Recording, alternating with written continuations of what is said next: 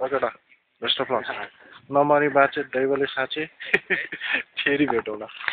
Okay guys, अहिले हामी प्याराग्लाइडिङको फाल्ने तयारीमा छौँ. अब केही छिनको चाहिँ अब एकछिनमा हामी तल गएर भेट्नेछौँ. त्यतिन्जेलको लागि कतै नजानु होला. म तपाईँहरूलाई यस्तो एडभेन्चर लाइभ देखाउन चाहन्छु. So don't tune your channel. We'll be back with lots of adventure and fun. See that, see that, see that. Ooh.